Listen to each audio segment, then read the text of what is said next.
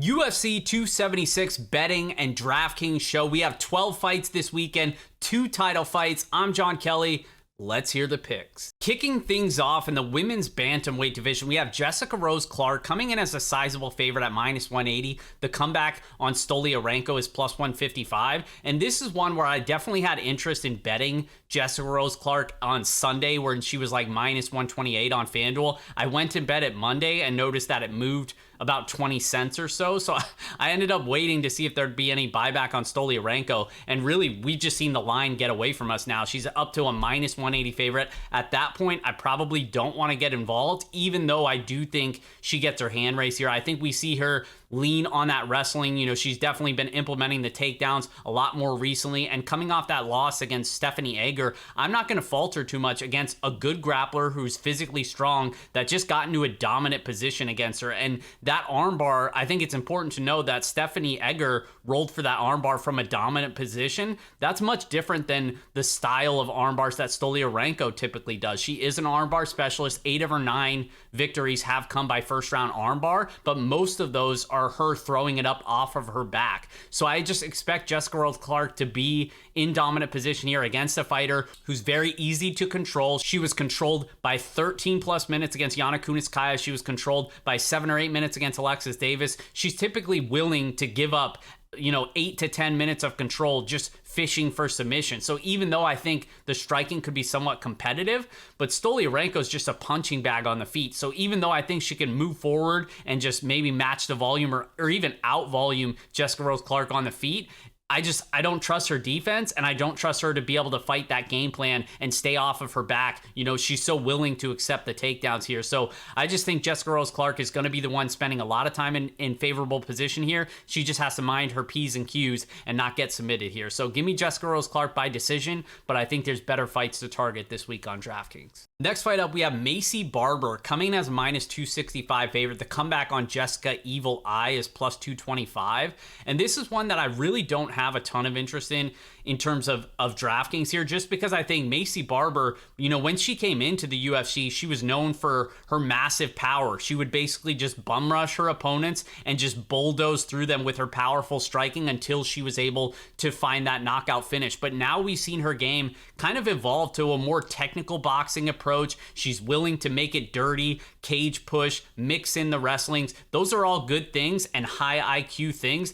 It might not be as entertaining, but it is a decent way to win fights at the UFC level. So I do think Barber gets her hand raised here. I think she could mix in the takedowns against Jessica Eye, who, yes, has the boxing and is maybe going to be able to match the pace of Barber on the feet in terms of the boxing. But I just think the power difference is going to be clear here, especially if Barber starts implementing those hellacious elbows. And then, of course, Barber also has the cage push and the takedowns in her back pocket as well. So I expect Barber to win here. I just don't think either fighter really has a ton of upside. So give me Barber by decision, but overall, it's mostly a fade on DraftKings. Next up, we have the first of 4 middleweight bouts. We have Andre Muniz coming in as -295 favorite. The comeback on Uriah Hall is +245. And this is one that's pretty straightforward to me. On one hand, you have Andre Muniz, who is a super dangerous black belt in Brazilian Jiu-Jitsu, ton of wins by submission. That's really what you have to worry about. The guy's next level on the mat. He's coming off of 3 straight first round armbar finishes.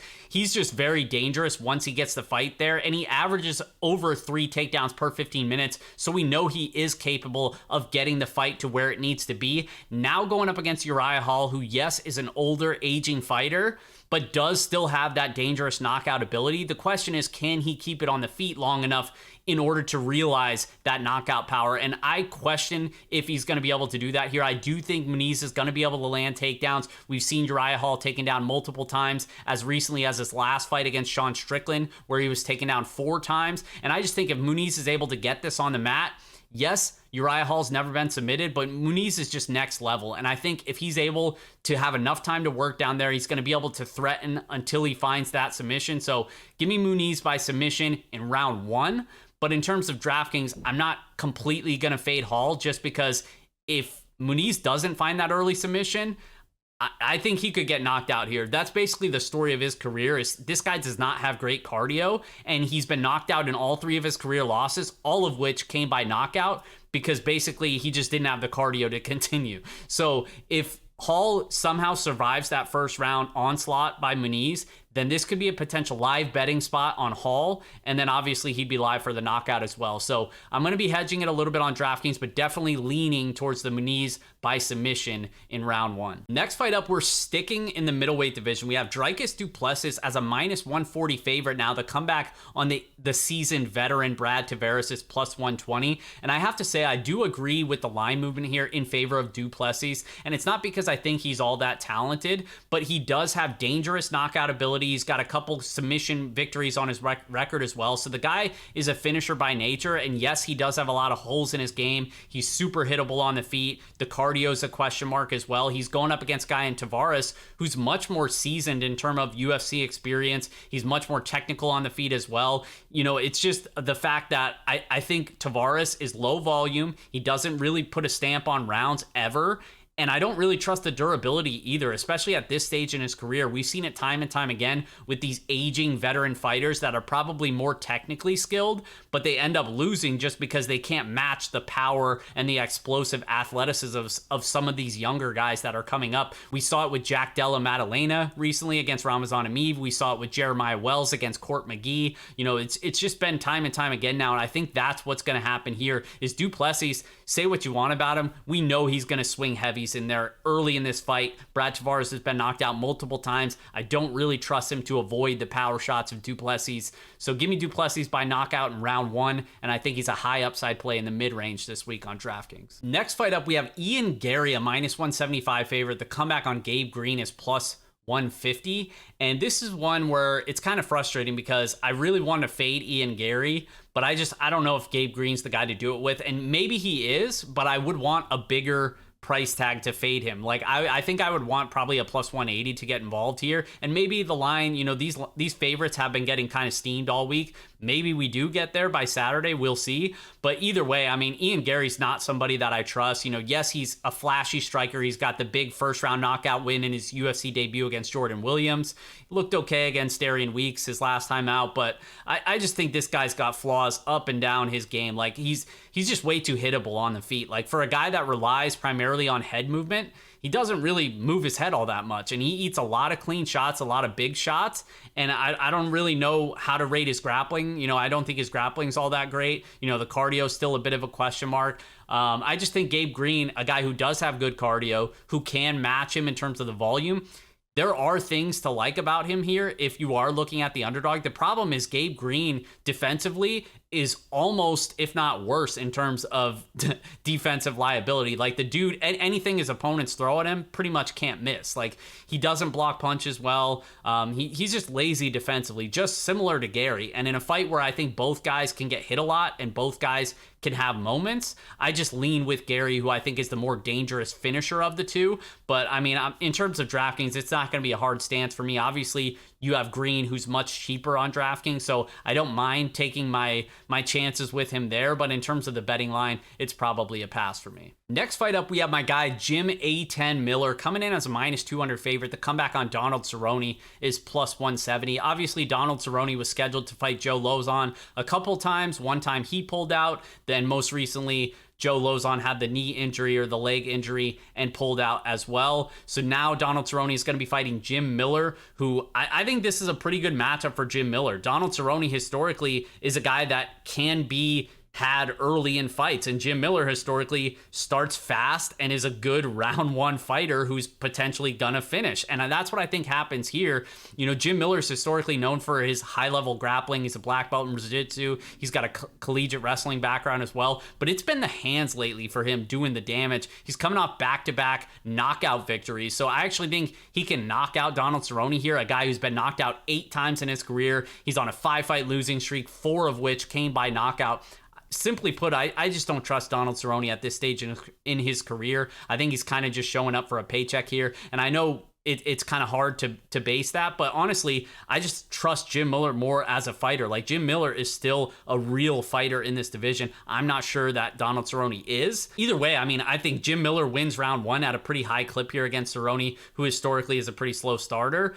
But then even round 2, I think Jim Miller could have some success. So I like Miller quite a bit here. I wouldn't play him at the money line, but I will be looking at some knockout props or some round 1 props, something like that for Jim Miller. Give me A10. I think it keeps rolling on Saturday. Next fight up in the lightweight division, we have Jalen Turner coming in as a -150 favorite. The comeback on Brad Riddell is +130. And this is the fight that I think a lot of people, myself included, have circled on the entire card, one that we're most excited about. We have Jalen Turner, who's historically a dangerous finisher. He's got a ton of power, so many tools to deal with, and I actually think he has a lot of weapons for Brad Riddell. I think this is a pretty bad matchup for Brad Riddell, honestly, just because I think Jalen Turner is so difficult to deal with. For starters, he's going to have multiple physical advantages. He's going to have a 6-inch reach advantage. He's going to be much, much taller. You know, he's one of the bigger fighters in this division. He's going to be much taller, much stronger. I think he could potentially out-grapple Brad Riddell if it comes to that, but I do think this fight is going to primarily play out in terms of the striking, and Jalen Turner's super dangerous himself. Obviously, Brad Riddell has the technical striking. He's one of the best counter strikers in the division. I think that's going to be a potential path for him here, is maybe he can clip Jalen Turner in one of those exchanges. You know, that's basically, I think Brad Riddell has to hurt Turner in one of those exchanges or potentially take over late if Turner gasses. But I actually don't think Turner's gas tank is really all that bad.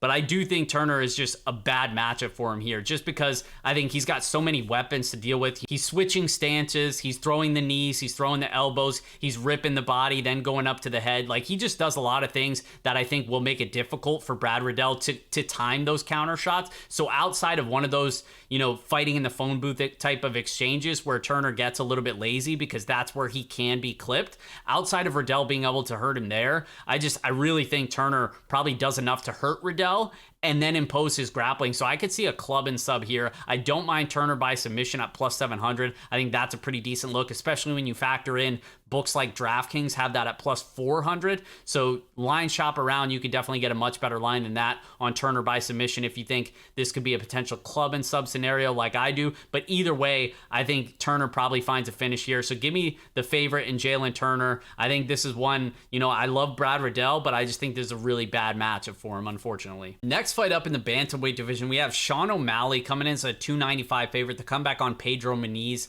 is +245. And this one, I think, is pretty straightforward. Sean O'Malley, one of the better strikers in the division. Obviously, a big hole in his game is his susceptibility to those leg kicks. And on one hand, we have Pedro Munhoz, who is dangerous in terms of those leg kicks. He's going to look to land them here, but this is a massive reach advantage for Sean O'Malley. He's going to be much bigger, much quicker. He's going to beat him to the punch. He's got excellent footwork while his legs are healthy, and I just think he's the much better fighter here. We've seen Pedro Munhoz historically not be able to keep pace, even with strikers that don't have as much volume as Sean O'Malley. Most recently, he was outstruck by Dominic Cruz. You know, he was outlanded multiple times over his last few fights here. So I just think Sean O'Malley's clearly the better striker, and I think he's going to put on a volume clinic here. I don't think he knocks out Munhoz because Munhoz has unheard of durability, never been knocked out in his career, but I do think it's just a case where Sean O'Malley clearly wins rounds here and probably gets a 30-27 victory. So if you're firing up a Juice Boy parlay this weekend, I don't hate adding Sean O'Malley to that mix as the Sugar Show gets the pay-per-view started the right way this weekend. And next fight up, we have Robbie Lawler as a small favorite at -120. The comeback on Brian Barberena is +100. And I'm not going to spend a lot of time on this one because, to be honest, I don't have any money on this fight.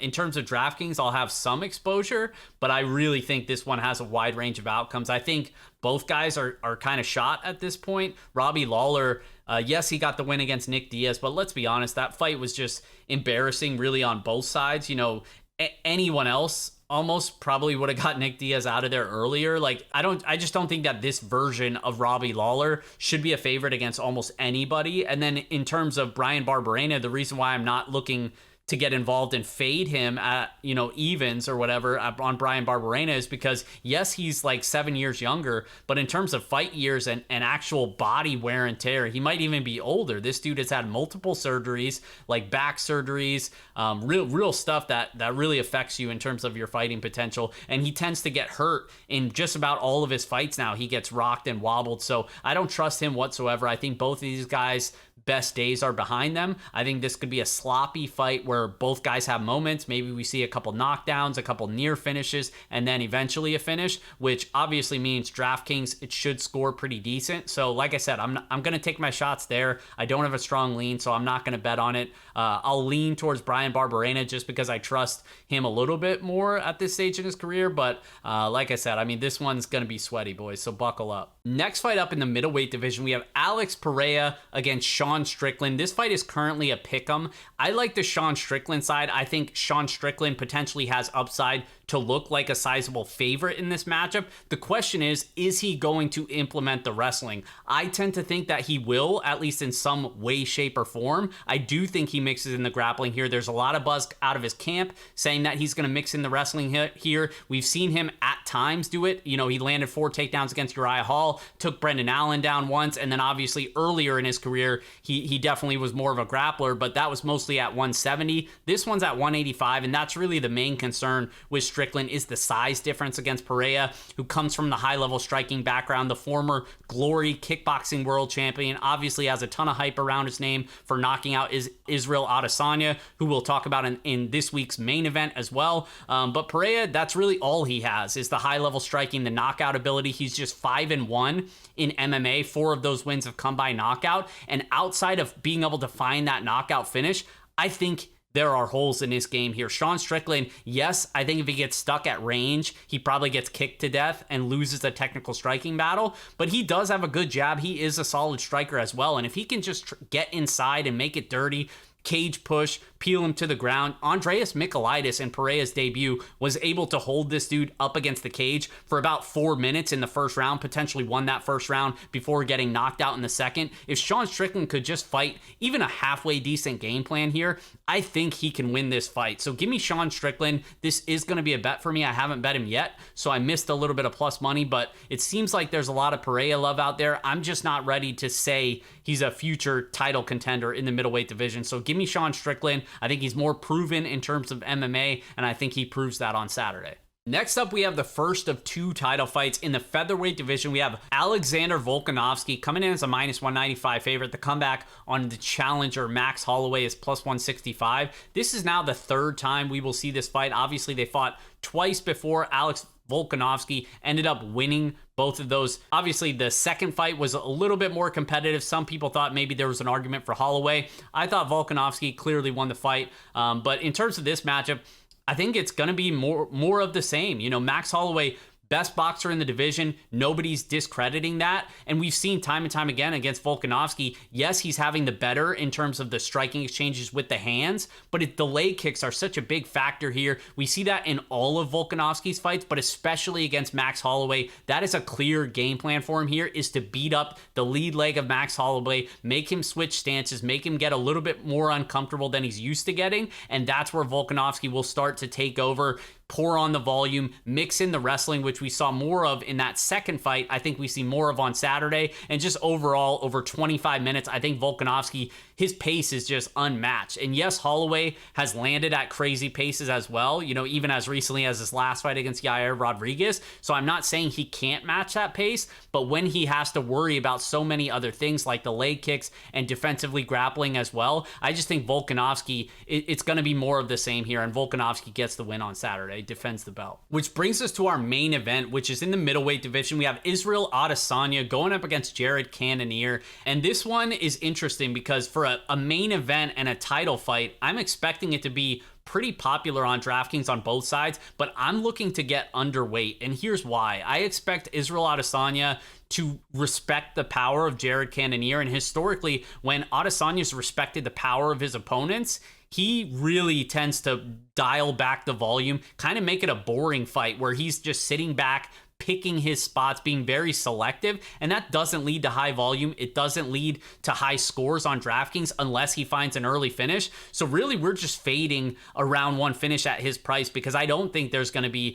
a ton of volume here. This is not going to be as bad as like the Yoel Romero fight was in terms of volume and score on DraftKings, but I just don't think this fight has a ton of upside. On the Cannonier side, I think he really just has to hurt Adesanya to win this fight, and I just don't think he does. Adesanya is one of the best strikers the UFC has ever seen. Super technical, super long, good at managing range. I just think he's going to mind his P's and Q's, stay at distance, pick his spots, and win this fight over 25 minutes where he would have the better cardio as well. So Israel Adesanya gets his hand raised, but I actually think it's going to be a boring fight. I'm going to look to be underweight on DraftKings. And as always, guys, you can check out my website, fightnumbers.com, where I'll have ownership projections. I'll have DraftKings player rankings broken down by salary tier. I'll have a line movement page, fantasy points per minute. It's all completely free. Fightnumbers.com. Check it out for the big pay-per-view. On DraftKings, we have $200,000 to first place, $25 entry. So some big money up top for those that are looking to get involved.